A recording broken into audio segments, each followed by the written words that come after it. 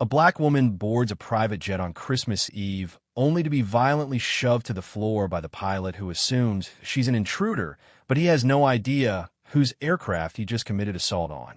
Get your thieving hands off this plane before I throw you off myself. His palm connected with her shoulder so hard that she stumbled backward into the leather seats, her purse scattering across the cabin floor as passengers gasped in horror. Monique Davis pressed her hand against the armrest to steady herself, her chest tightening with shock and rage as her carefully wrapped Christmas gifts tumbled down the aisle. Captain Brett Hammond stood in the cockpit doorway, with his chest puffed out and his jaw set in righteous anger, absolutely certain he just caught someone trying to steal from his passengers, a hero protecting the wealthy from the criminal.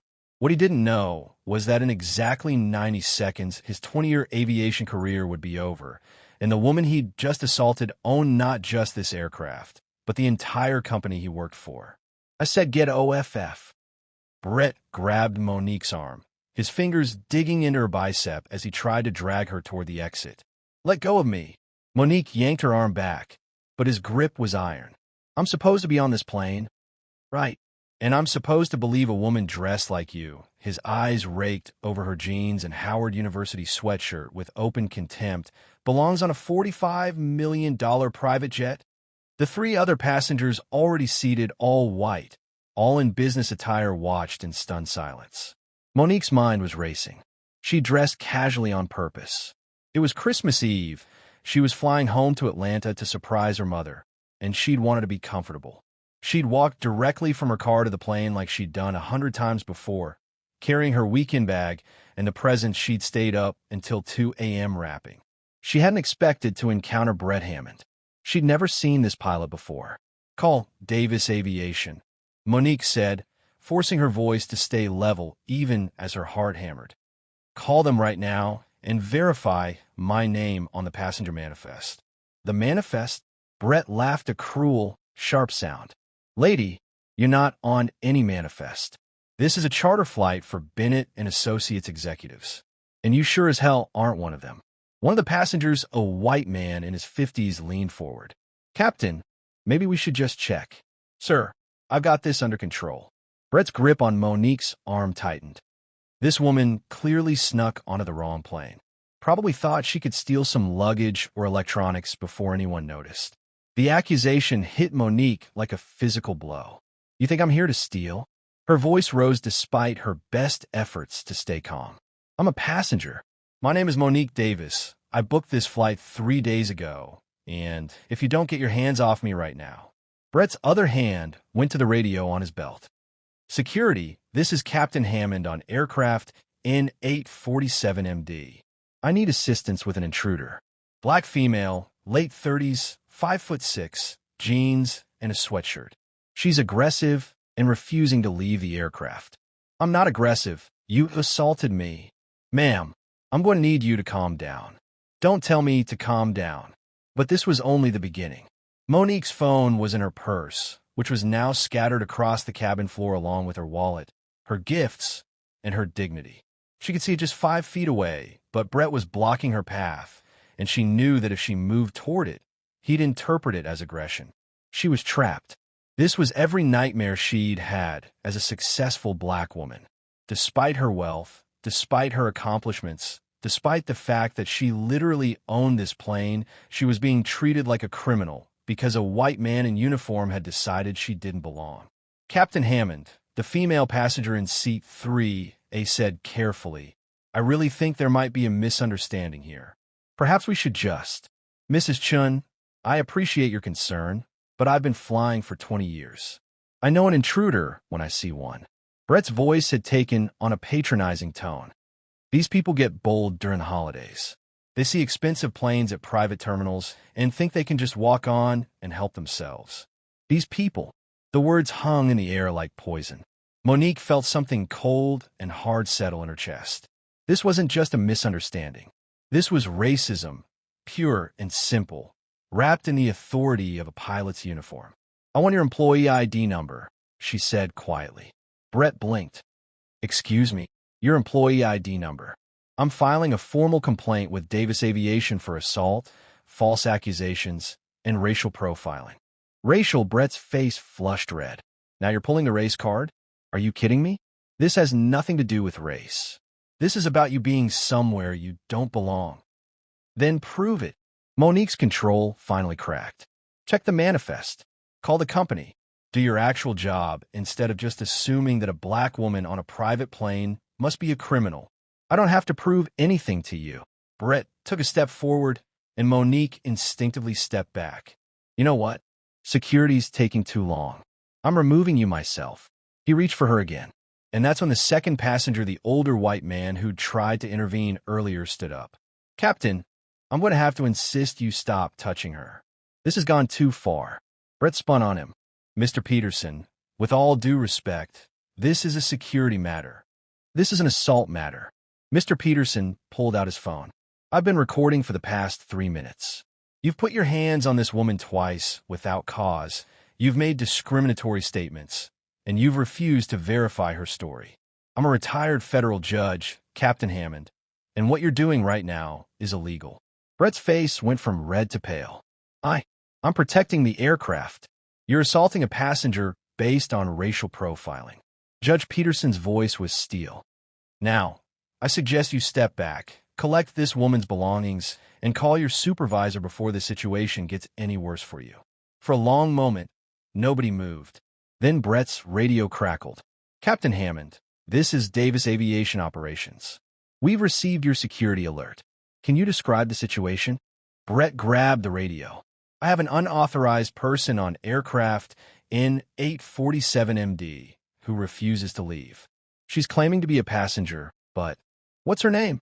The voice on the radio interrupted. She says it's Monique Davis. Silence. Then, Captain Hammond, please confirm. Did you say Monique Davis? Yes, but she's obviously lying because... Captain Hammond, get off the aircraft. Immediately. Brett froze. What? You are hereby suspended pending investigation. Exit the aircraft now and report to the operations office. Do not interact with the passenger any further. Do you understand? The color drained completely from Brett's face. There must be some mistake. There's no mistake. Ms. Davis owns Davis Aviation. You just assaulted your boss. Now, get off the plane. If only he'd known who he was dealing with. The silence in the cabin was deafening. Brett stood completely still, his hand still gripping the radio, his face frozen in an expression of pure horror. Monique straightened her shoulders and met his eyes. I try to tell you, she said quietly. You own Davis Aviation? Brett's voice came out as barely a whisper. I founded it 12 years ago. Built it from a single charter plane into a fleet of 15 aircraft with 200 employees. Monique's voice was calm now, ice cold and steady. Employees who are extensively trained on customer service, anti-discrimination policies, and proper verification procedures before making accusations. I didn't know. You didn't want to know. I told you my name. I told you to check the manifest. I told you to call the company. But you didn't do any of those things because you'd already decided that a black woman in casual clothes couldn't possibly belong on this plane. Mr. Peterson, Judge Peterson, was still recording. For the record, Captain Hammond, how many times have you asked white passengers in casual clothing to verify their identity before allowing them to board? Brett's mouth opened and closed. I've been flying private charters for 30 years, Judge Peterson continued. I've boarded in everything from three-piece suits to fishing gear to pajamas. Not once has a pilot questioned whether I belonged. Not once. Mrs. Chun stood up as well. Captain, I boarded this plane wearing yoga pants and a Northwestern hoodie because I'm coming from the gym. You smiled at me and asked if I needed help with my bag. You didn't ask for my ID. You didn't question whether I belonged here. Why is that? Brett looked like he wanted to disappear into the floor. The radio crackled again. Captain Hammond, you have 30 seconds to exit that aircraft or we're calling airport security to remove you. Brett finally moved. He walked stiffly toward the exit, carefully avoiding looking at anyone. But at the door, he stopped. Ms. Davis, I apologize. I made a terrible mistake. I hope you can. Save it. Monique's voice cut through his words like a blade. Your apology means nothing to me. What I want is for you to think about every other black person you've treated this way. Every passenger you've profiled, Every employee you've dismissed, every person you've made feel like they didn't belong because they didn't look like you. Brett's jaw tightened. And Captain Hammond? You're fired. Not suspended. Fired. Effective immediately. You'll receive the termination paperwork by the end of the day. You cannot have a contract. Your contract has a clause about conduct unbecoming an employee and bringing disrepute to the company. You assaulted the CEO on camera in front of witnesses. That clause is now in effect. Monique crossed her arms. You're done. And before you think about suing for wrongful termination, remember that Judge Peterson has the entire incident on video. Brett's face crumbled. It's Christmas Eve. You're firing me on Christmas Eve. You assaulted me on Christmas Eve. You accused me of being a thief on Christmas Eve. You grabbed me, degraded me, and terrorized me on Christmas Eve. Monique's voice didn't waver. So yes, Captain Hammond, I'm firing you on Christmas Eve. Maybe you'll spend the holiday thinking about how your actions have consequences. Brett stumbled off the plane. Through the window, Monique watched him walk across the tarmac toward the operations office, his shoulders slumped, his career in ruins. She felt no satisfaction, only exhaustion. Would you have fired him on the spot? Or would you have waited until after the holidays? A new pilot, a black woman in her 40s named Captain Jessica Martinez, boarded the plane 15 minutes later. Ms. Davis, I am so sorry about what happened. This is unacceptable, and we're going to do a full investigation. Monique held up a hand. Jessica, I know you. You've been with the company for 6 years. You're one of our best pilots. This isn't on you. It's on all of us. We clearly failed in our training if Brett thought any of that was acceptable. Jessica's expression was pained. Are you okay? Do you need medical attention? Do you want to delay the flight? I'm fine. And no, I want to go home to Atlanta. I want to see my mother. I want to have Christmas. Monique's voice cracked slightly. I want to pretend, just for a few days, that I can exist in the world without someone deciding I'm a criminal. Jessica's eyes filled with tears. I understand. More than you know. As Jessica went through her pre-flight checks, Monique collected her scattered belongings with help from Judge Peterson and Mrs. Chun. Ms. Davis, Judge Peterson said quietly, I want you to know that what happened to you was unconscionable. But the way you handled it with dignity and strength, that was remarkable. I didn't feel dignified. I felt terrified.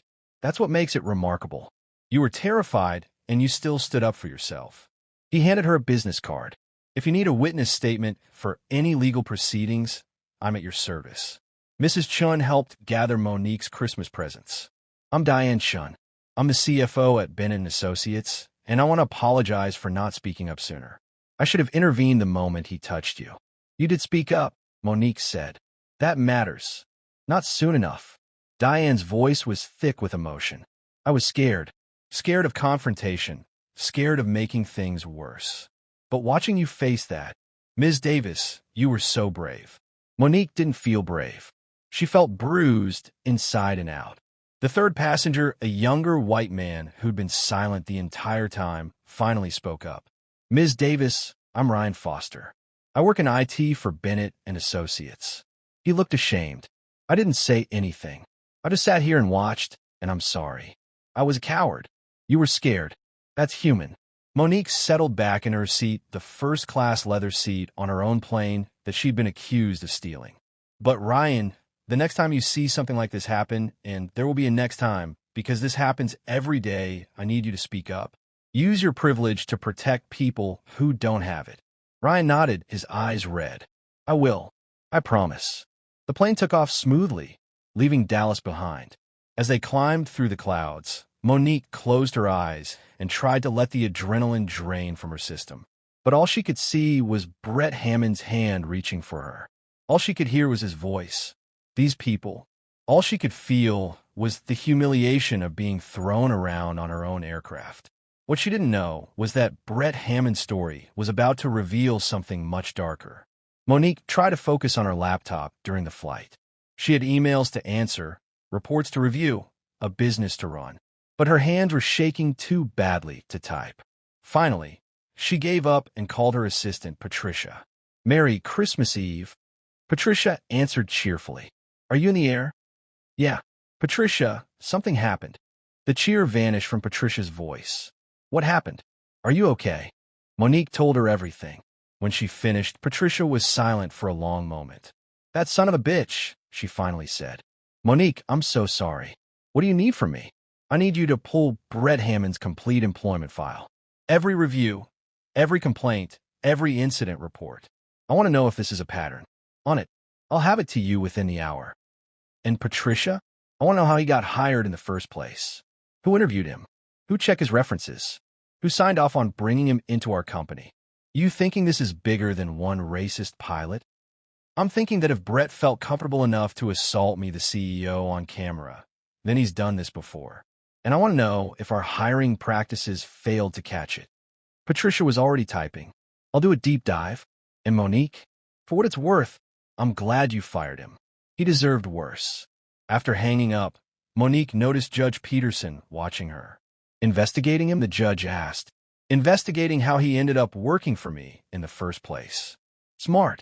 In my experience, people like Captain Hammond don't just wake up one day and decide to assault their boss.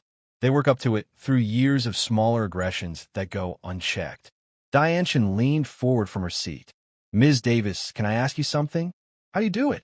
Run a company, deal with this kind of discrimination, and still keep going? Monique considered the question. Honestly, some days I don't know if I can keep going. Some days I want to sell the company, take my money, and disappear somewhere where I don't have to constantly prove I deserve to exist. She looked out the window at the clouds. But then I think about my mother. She cleaned houses for 30 years to put me through college. She worked for people who called her by her first name while she had to call them Mr. and Mrs. She was talked down to, underpaid, and treated like she was invisible. Her voice strengthened. When I started Davis Aviation, I promised her that I would build something that treated people with dignity, that valued skill over skin color, that gave opportunities to people who looked like us. She turned back to Diane. So I keep going because every time I want to quit, I think about my mother. And I think about every black woman who comes after me who deserves better than what we've had to endure. Judge Peterson nodded slowly. Your mother must be very proud. She is. And she's waiting for me in Atlanta with her famous sweet potato pie. And I'll be damned if Brett Hammond makes me miss Christmas with her. 30 minutes later, Patricia called back. Monique, you need to hear this. What did you find? Brett Hammond has been with Davis Aviation for 8 months. In that time, he's been named in 4 complaints for passengers. All people of color. All accusations of rudeness, dismissive behavior, or excessive security concerns. Monique's blood went cold. 4 complaints in 8 months? Why wasn't I told? Because they never made it to you.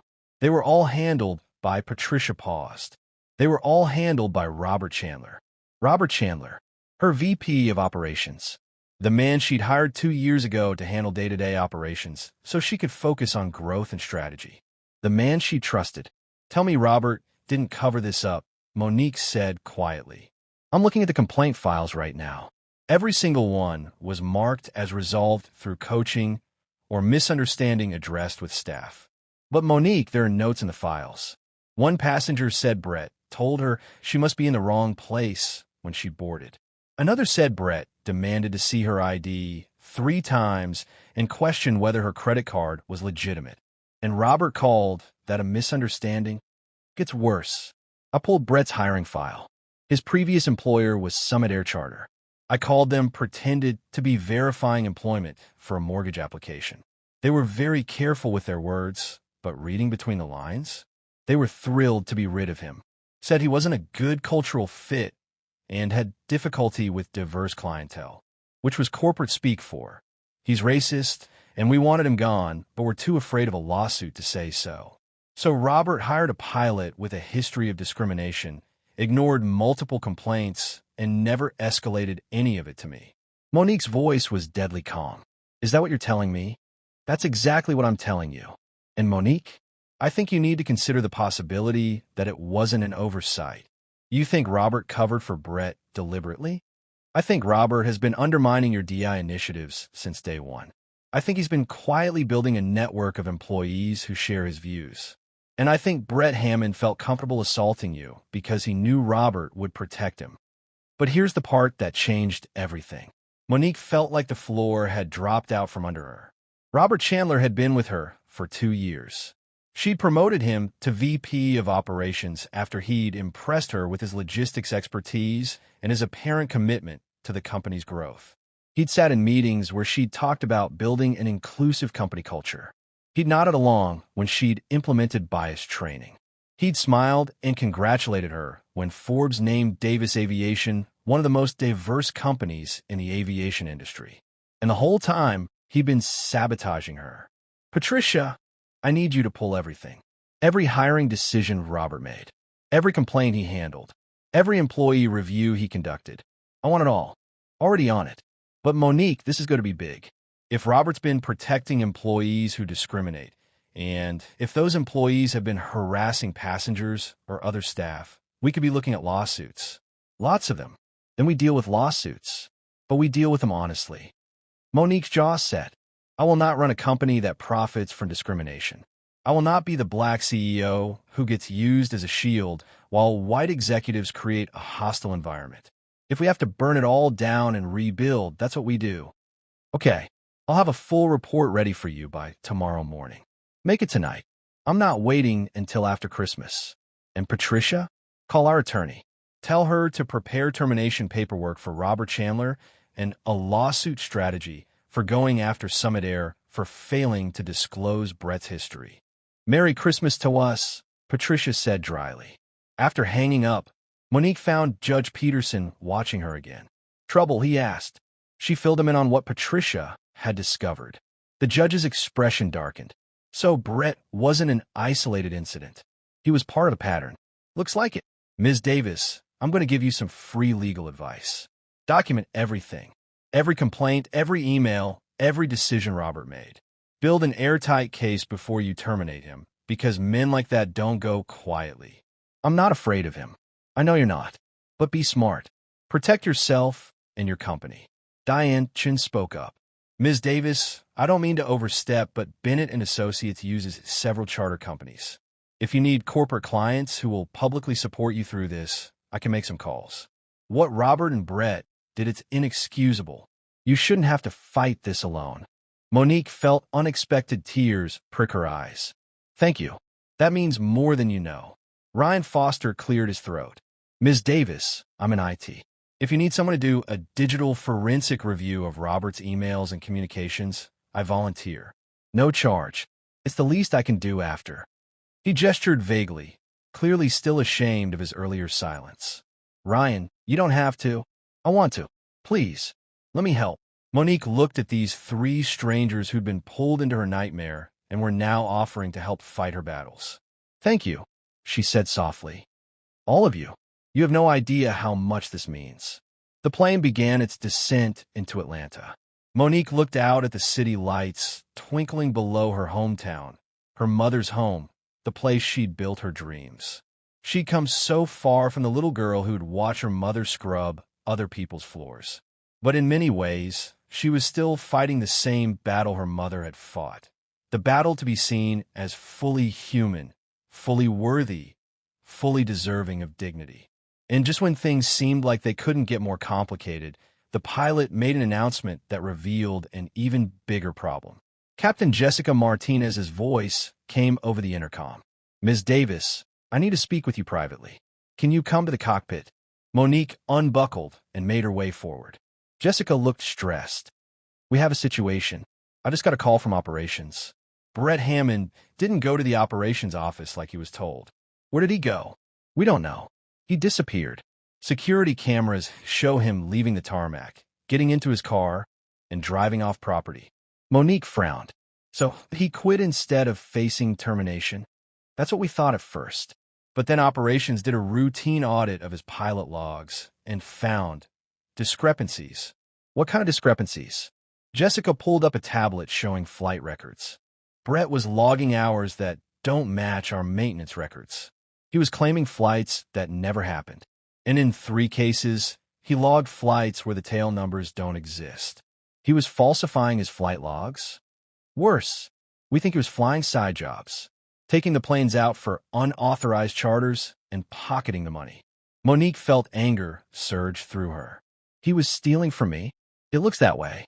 We're still investigating, But if he was running unauthorized charters, that's theft, breach of contract, violation of FAA regulations, and probably insurance fraud. How long has this been going on? At least 6 months. Maybe longer. Jessica's expression was pained. Ms. Davis, this is my fault. As senior pilot, I should have caught this. No, this is Robert Chandler's fault. He's VP of operations. He's supposed to be auditing this stuff. Monique's mind was racing. Jessica, who else has access to the flight log system?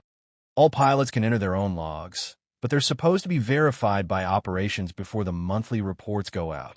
And who in operations does that verification?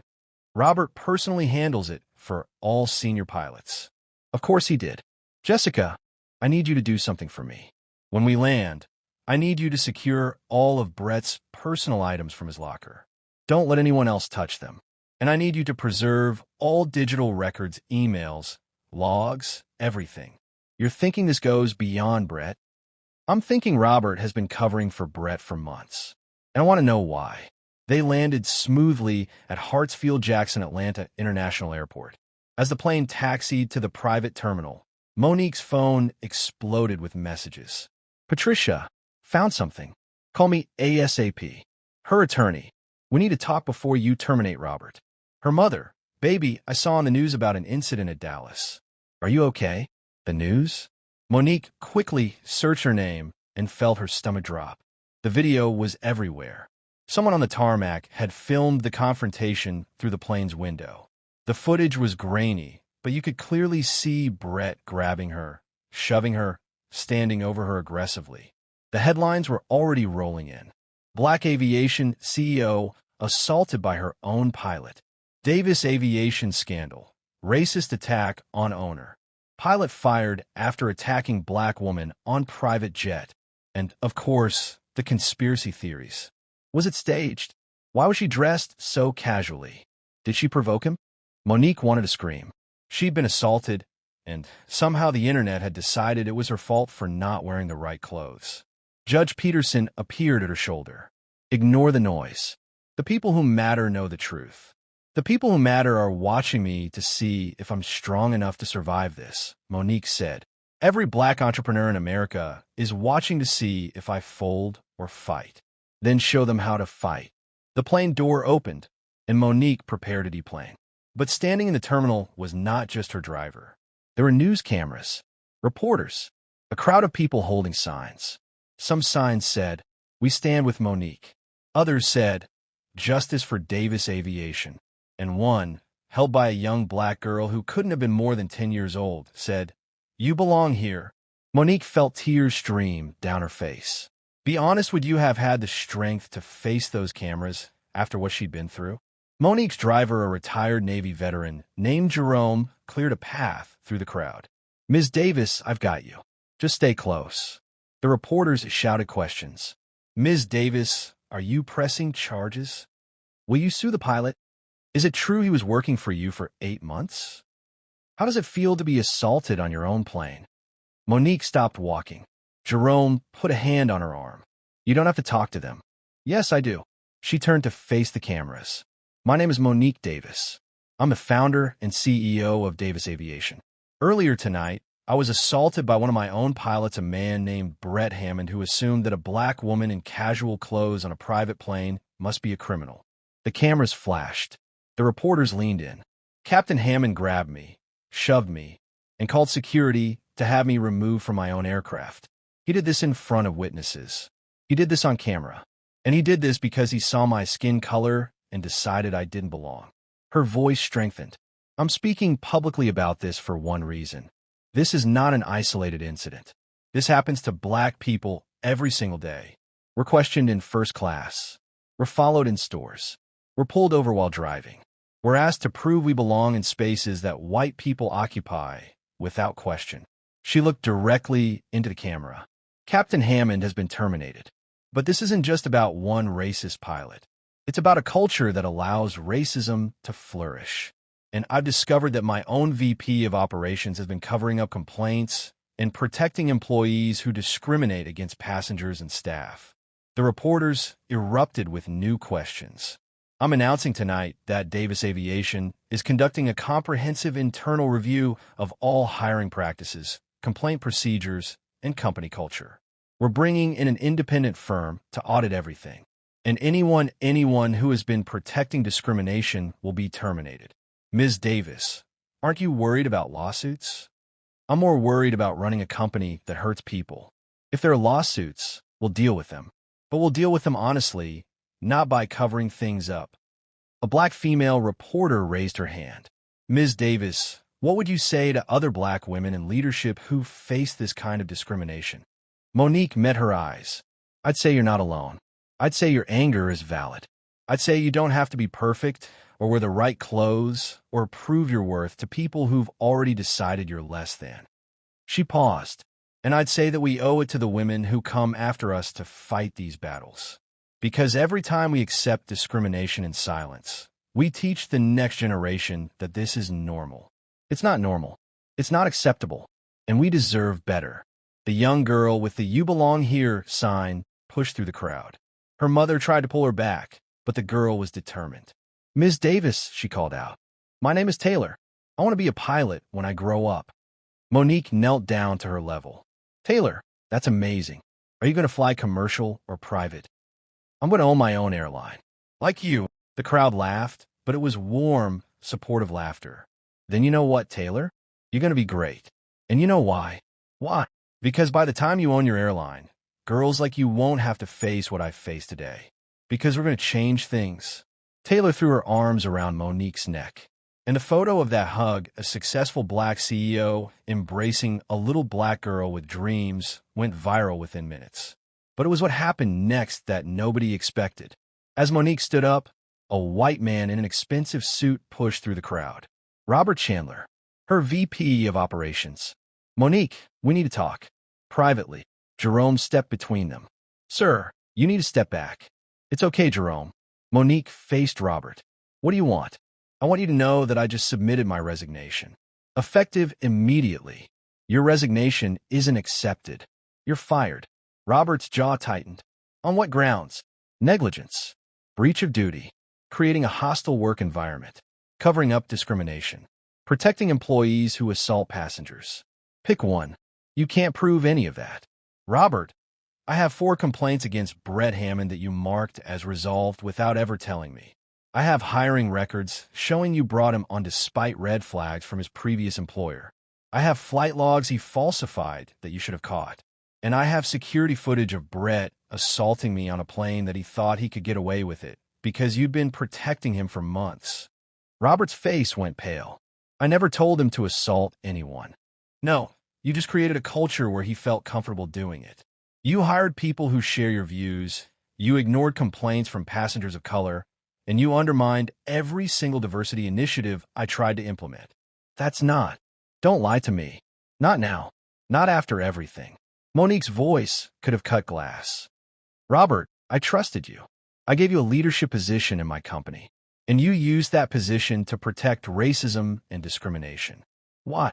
Robert looked at the cameras, at the crowd, at the judgment in everyone's eyes. I was trying to protect the company, he said finally. From what? From false complaints. From people trying to game the system.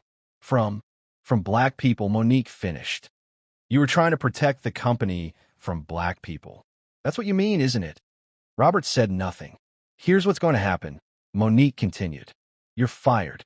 Your termination paperwork will be delivered to your house tonight. You're being sued for breach of fiduciary duty. And every single decision you made, every hire, every complaint you buried, every policy you ignored is being investigated by outside counsel. This is going to destroy the company's reputation. You destroyed the company's reputation. I'm just cleaning up your mess.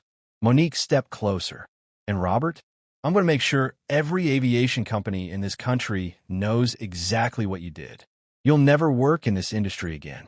Robert's face twisted with anger. You can't do this to me. I have lawyers. I have Judge Peterson's testimony, security footage, documented complaints, and a paper trail of your negligence. Monique crossed her arms. Go ahead. Get your lawyers. I look forward to seeing you in court. Robert stormed off. and Monique turned to find her mother standing at the edge of the crowd. What Monique didn't know was that her mother's presence would lead to the most powerful moment of the entire ordeal. Dorothy Davis was 72 years old, barely 5 feet tall, and wearing her church coat, even though it was Christmas Eve. The crowd parted for her automatically. Something about her presence commanded respect. "Mama," Monique whispered, and suddenly she was crying again. Dorothy pulled her daughter into her arms. "Baby girl, my baby girl, are you hurt?" "Not physically. Then we'll handle the rest." Dorothy pulled back and cupped Monique's face. "Let me see you." "Mama, I'm fine. Let me see you." Monique stood still while her mother examined her, checking for bruises, for injuries, for any sign of physical harm. Finally satisfied, Dorothy turned to the cameras. "Y'all still recording?" she asked. The reporters nodded. "Good. Then I have something to say." She stepped up to the microphone that was meant for Monique. "My name is Dorothy Davis. I'm Monique's mother, and I want to tell y'all a story." The crowd went quiet. 40 years ago, I was working as a housekeeper for a family in Buckhead. Rich folks, white folks, good people, mostly, but they had their ways. Dorothy's voice was clear and strong. One day, their son, he was about 16, he came home and found me in the living room, dusting their piano. And you know what he did? She paused. He grabbed me by the arm and tried to throw me out. Said I must be robbing the place. Didn't matter that I'd been working there for 3 years. Didn't matter that his mama had let me in. He saw a black woman in their fancy living room and decided I must be a criminal. Monique's breath caught. She'd never heard this story. His mama came running when she heard the commotion. She set her son straight, made him apologize. But you know what? I quit that job because I couldn't work for people who raised their children to see me as a threat instead of person. Dorothy looked at the cameras. I cleaned houses for 30 years. I scrubbed toilets and mopped floors and washed other people's dirty laundry. And I did it with dignity because I had a daughter to raise. A daughter I was going to make sure had better opportunities than I had. She put her arm around Monique. "This is my daughter. She went to Howard University on a full scholarship. She worked 2 jobs to pay for flight school. She started her company with a loan she almost couldn't get because banks didn't believe a black woman could run an aviation business. And she built Davis Aviation into one of the most successful charter companies in the South." Dorothy's voice rose. "And tonight, a white man who worked for her put his hands on her. On my baby. On the woman who signs his paychecks. Because he couldn't see past her skin color to recognize her humanity." She turned to face Monique. "Baby, I'm proud of you. Not because you're successful, though Lord knows you are. I'm proud because you're using your success to make things better. You're not just accepting discrimination and moving on. You're fighting it. You're exposing it. You're making sure the next black woman who builds a company won't have to face this." Tears streamed down Monique's face. "I spent 30 years being invisible," Dorothy continued. "But you, baby, you're making sure we can't be ignored anymore. And that's worth more than all the money in the world." The crowd erupted in applause. Reporters wiped tears from their eyes. And Taylor, the little girl who wanted to own an airline, looked at Dorothy and Monique with an expression of pure awe. Judge Peterson stepped forward. "Mrs. Davis, I don't know if you remember me, but I was the judge who presided over the discrimination case your daughter filed against First National Bank 10 years ago when they denied her business loan." Dorothy studied him.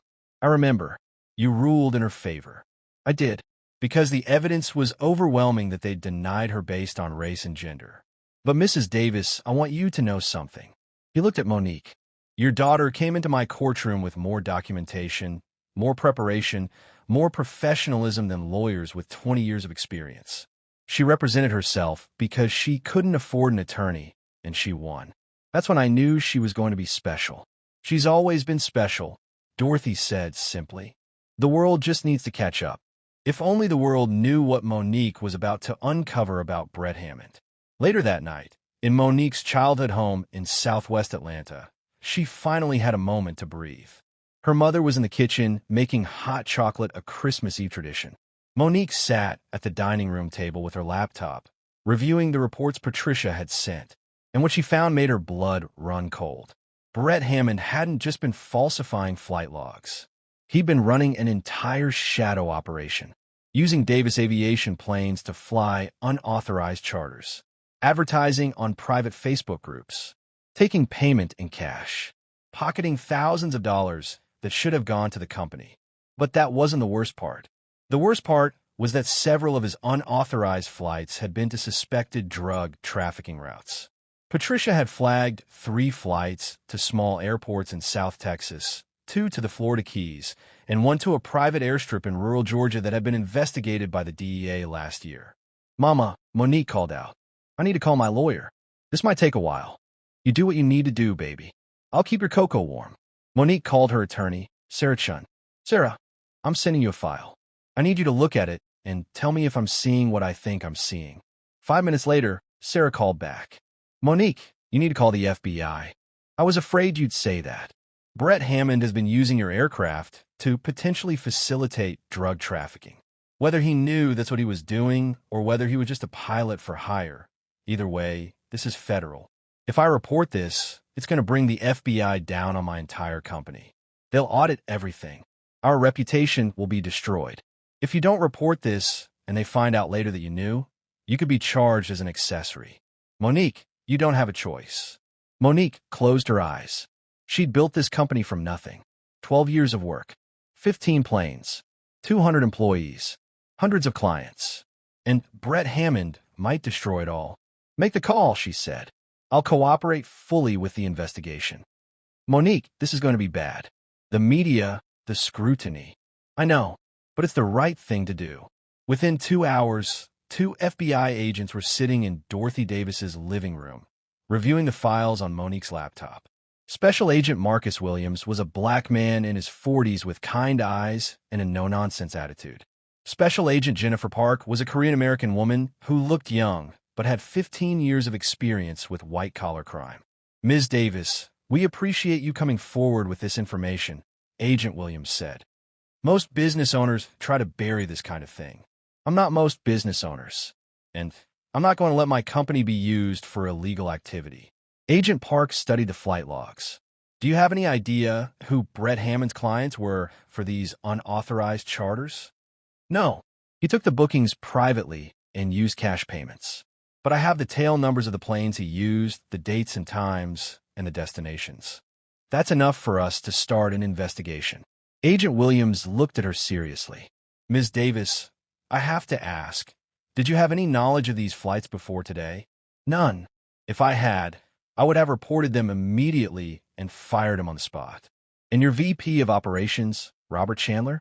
"I don't know if he knew, but given that he was covering up other issues with Brett, it's possible." Agent Park made notes. "We'll need to interview Mr. Chandler. He was terminated today. I can give you his contact information. We'll also need to interview your other pilots and staff. This is going to be disruptive to your business." "I understand, but I want to cooperate fully. If people in my company were involved in illegal activity, I want to know." Agent Williams smiled slightly. "Ms. Davis, between you and me, the fact that you're cooperating this fully tells me you're probably not involved. But we still have to do our due diligence." "I understand. Do what you need to do." After the agents left, Dorothy came into the living room with 2 mugs of hot chocolate. "That man was trying to destroy everything you built," she said quietly. "He was. And he almost succeeded. But he didn't. Because you're stronger than him, smarter than him, and you're willing to do the hard thing, even when it hurts." Monique sipped her cocoa. "Mama, what if the investigation tanks the company? What if clients bail? What if? Then you rebuild. Again, like you've done before." Dorothy sat next to her. "Baby, you started this company with 1 plane and a dream. If you have to start over, you'll do it. But I don't think you will. I think your real clients, the ones who matter, are going to stand by you because you're doing the right thing." "I hope you're right. I'm always right. Ask anybody." Despite everything, Monique laughed. But here's what Monique didn't know. Her decision to cooperate with the FBI was about to reveal a conspiracy much bigger than she'd imagined. Christmas morning arrived with surprising developments. Agent Williams called at 8 a.m. "Ms. Davis, I apologize for calling on Christmas, but you need to know this. We traced Brett Hammond's movements after he left the Dallas airport yesterday. He drove to a storage unit, cleared it out, and then drove to Oklahoma. We have him in custody as of 2 hours ago. That was fast. He made it easy. When we searched his storage unit well, the landlord let us in after Brett didn't respond to calls. We found $180,000 in cash, falsified maintenance records for your aircraft, and evidence of at least 30 unauthorized flights. Monique's stomach dropped. 30? At minimum. We're still processing everything. But Ms. Davis, here's the thing. Brett's talking, and he's implicating Robert Chandler. What? According to Brett, Robert knew about the unauthorized charters. In fact, Robert was getting a cut 20% of every flight. Brett says Robert helped him cover his tracks by falsifying the maintenance records and flight logs. Monique felt like she'd been punched in the gut. Robert was stealing from me? Looks that way. And Ms. Davis, it gets worse. We found communications between Robert and executives at Summit Air, Brett's previous employer. They didn't just fail to disclose Brett's issues. They actively placed him with your company as part of a scheme to steal your clients. I don't understand. Summit Air is struggling financially. They've been losing market share to Davis Aviation for years. So they came up with a plan: place a pilot with your company who would run unauthorized charters, steal your clients, damage your reputation, and eventually drive business back to Summit. Monique sat down heavily. Corporate sabotage. Exactly. Robert Chandler was their inside man. He was hired specifically to recruit problematic employees, undermine your diversity initiatives, and create chaos. Brett was just one part of a larger plan. How many other employees did Robert hire who were part of this? We're investigating, but we've identified at least 3 other pilots and 2 maintenance staff who came from Summit Air in the past year. All of them recommended by Robert. Monique's mind was reeling. Agent Williams, I need to know. Can I save my company? That depends on you. If you cooperate fully, if you clean house, if you're transparent with clients about what happened, you've got a shot. But it's going to be hard. I've done hard before. I believe you have. After hanging up, Monique told her mother everything. Dorothy listened quietly, her expression growing more fierce with each revelation. So they try to destroy you from the inside, she said finally. They almost succeeded. Almost doesn't count. Dorothy stood up. Baby, you get on that phone and you call every single client you have. You tell them the truth. You tell them what happened and what you're doing to fix it. And you remind them why they chose Davis Aviation in the first place. Mama, it's Christmas. Evil doesn't take holidays, and neither do we. Dorothy pulled out her own phone. I'm calling Pastor Reynolds. We're going to need the whole church praying for your business. And then I'm calling your Aunt Renee, because she knows half the black business owners in Atlanta, and you're going to need allies. Mama, don't mama me. You think I'm going to let some racist saboteurs destroy what my baby built? Not today, Satan. Not today. Monique found herself smiling despite everything. Her mother was 72 years old, 5 feet tall, and absolutely terrifying when defending her family. God help anyone who tried to stand in her way. By December 26th, the story had exploded. Aviation CEO uncovers massive corporate sabotage. Davis Aviation targeted by competitors in a legal scheme. FBI investigates conspiracy against black-owned business. Brett Hammond, Robert Chandler, and 3 executives from Summit Air were all in federal custody. And something unexpected happened. Monique's clients started calling, not to cancel their contracts, to offer support. Bennett and Associates Diane Chen's company released a public statement. We stand with Davis Aviation and Monique Davis. What happened to Ms. Davis represents not just an assault on one woman, but an attack on black entrepreneurship and business integrity. Bennett and Associates is proud to continue our partnership with Davis Aviation and will be expanding our contract by 40%. 5 other major clients followed suit. Then the aviation industry magazines started calling for interviews. Ms. Davis, how does it feel to expose this kind of corruption? It feels necessary, Monique answered. This wasn't just about me. This was about an established company trying to destroy a black-owned competitor through sabotage. And if it could happen to me, with my resources and my platform, imagine what's happening to smaller black-owned businesses that don't have the same ability to fight back. What's next for Davis Aviation? We're rebuilding. We're hiring an entirely new operations team. We're implementing new oversight procedures. We're expanding our fleet. And we're creating a fund to help other minority-owned aviation businesses with legal support and mentorship. You're expanding even after all this? Especially after all this. Because if I let them scare me into shrinking, then they win. And I didn't build this company to let racist saboteurs win. The interview went viral. Within a week, Davis Aviation had received 50 applications from pilots and staff who wanted to work for a company with integrity. Within 2 weeks, 3 new corporate clients had signed contracts. And within a month, Davis Aviation announced a partnership with Howard University to create a scholarship program for students interested in aviation careers. The scholarship was named the Dorothy Davis Scholarship because, as Monique said at the press conference, "My mother spent 30 years being treated as invisible." This scholarship ensures that the next generation of Black aviation professionals will never be invisible again. The legal proceedings took 6 months. Brett Hammond pled guilty to wire fraud, theft, and conspiracy. He was sentenced to 8 years in federal prison. Robert Chandler went to trial and was found guilty on 12 counts, including fraud, conspiracy, and breach of fiduciary duty. He was sentenced to 12 years. Summit Air's executives took plea deals. The company itself was fined $15 million and was placed under federal oversight. And Davis Aviation won a civil lawsuit against Summit Air for $47 million in damages. Monique used the money to open a second operations hub in Charlotte and to expand her fleet to 25 aircraft. But the victory that meant the most came on a Tuesday in June. Taylor, the little girl who'd held the "You Belong Here" sign, and her mother came to visit Davis Aviation headquarters. Monique gave them a personal tour of the facility, the aircraft, the operations center. And then she took them to the hangar where the newest plane in the fleet was being unveiled. Painted on the side, in elegant gold lettering, the Dorothy Davis. Taylor's eyes went wide. "You named a plane after your mom?" "I did, because she taught me that dignity isn't negotiable, that you fight for what's right even when it's hard, and that Black women deserve to take up space and be proud of it." Dorothy Davis stood next to the plane bearing her name, crying happy tears. "Baby, this is too much. Mama, it's not enough. It'll never be enough for everything you've done for me." Taylor tugged on Monique's sleeve. "Ms. Davis, can I ask you something?"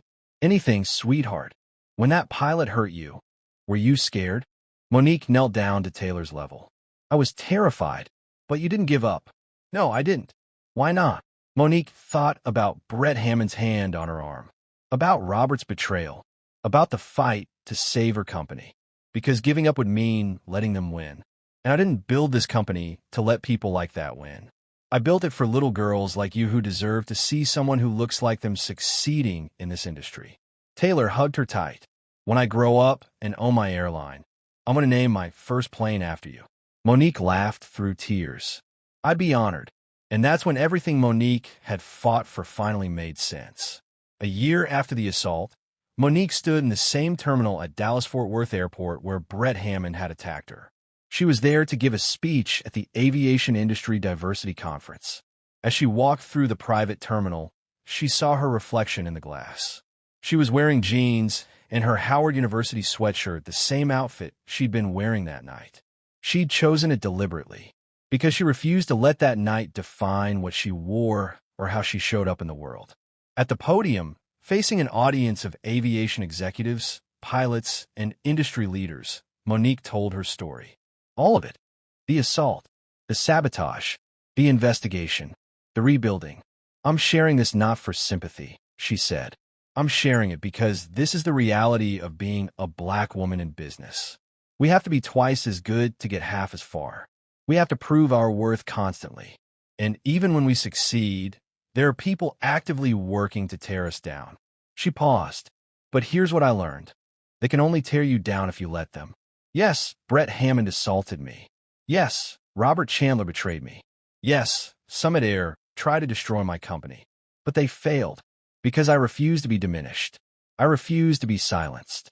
And I refuse to accept that discrimination and sabotage are just the cost of doing business."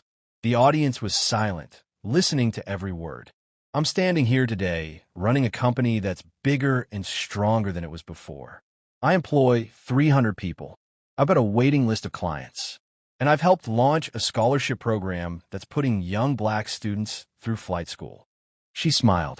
So to every Black entrepreneur watching this, to every woman who's been told she doesn't belong, to every person who's faced discrimination and wondered if fighting back was worth it, I'm here to tell you it is.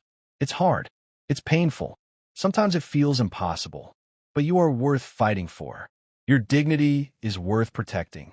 And your dreams are worth pursuing even when people try to stand in your way. The applause was thunderous. After the speech, a young Black woman approached her. Ms. Davis, I'm Jasmine. I'm a pilot for United, and I just wanted to say thank you. 3 years ago, I faced harassment from a senior pilot. I reported it, and I was told to be a team player and not make waves. I almost quit aviation entirely. What changed your mind? Your story. Seeing you fight back and when it gave me courage to push forward. I filed a formal complaint through proper channels. I got a lawyer, and that pilot was disciplined. It wasn't easy, but I'm still here, still flying. And it's because of you. Monique hugged her. No, Jasmine, it's because of you. I just showed you it was possible. You did the hard work of making it happen for yourself. This happened over and over throughout the day. Pilots who'd faced discrimination. Entrepreneurs who'd been sabotaged. Women who'd been told they didn't belong. All of them sharing their stories. All of them standing a little taller because someone had shown them it was possible to fight and win. Ending, the moral. On Christmas Eve, 2 years after the assault, Monique boarded the Dorothy Davis for a flight to Atlanta. Captain Jessica Martinez was flying. The cabin was full of passengers from all backgrounds, all treated with equal respect and dignity. As they took off, Monique looked out the window at Dallas disappearing below. She thought about Brett Hammond, serving his sentence in federal prison. She thought about Robert Chandler, who'd lost everything in his quest to destroy her. She thought about Summit Air, operating under federal oversight after trying to sabotage a Black-owned business. But mostly, she thought about Taylor, now 13 years old and enrolled in the aviation program Monique's scholarship had funded. She thought about Jasmine and the dozens of other pilots who'd found their voices. She thought about her mother, sitting in Atlanta, waiting with sweet potato pie and stories and unconditional love. And she thought about the little girl she'd been growing up watching her mother clean other people's houses, dreaming of something bigger. That little girl had built an empire. And when someone tried to tear it down, she'd fought back and won. Not just for herself. For every Black woman who'd been told she didn't belong. For every entrepreneur who'd faced sabotage and discrimination. For every child who needed to see someone who looked like them succeeding in spaces where they'd been told they didn't fit. Monique Davis's victory was more than personal. It reminded every Black mother watching that dignity is non-negotiable. That our children deserve protection not just from individual racists, but from systems designed to exclude us. That when someone tries to diminish us, our greatest act of resistance is refusing to shrink. Brett Hammond had tried to make her feel small by assaulting her on her own plane. Instead, she'd grown bigger, stronger, more determined than ever to create a world where little Black girls like Taylor could dream of owning airlines without wondering if someone would try to stop them. As the plane leveled off at cruising altitude, Monique smiled. She'd faced her worst nightmare and come out the other side. And she'd done it while wearing jeans and a sweatshirt. Because she belonged in first class, in corporate boardrooms, in positions of power. Not despite being a Black woman, but as a Black woman. On her own terms. In her own clothes. On her own plane. And nobody, not Brett Hammond, not Robert Chandler, not anyone could take that away from her.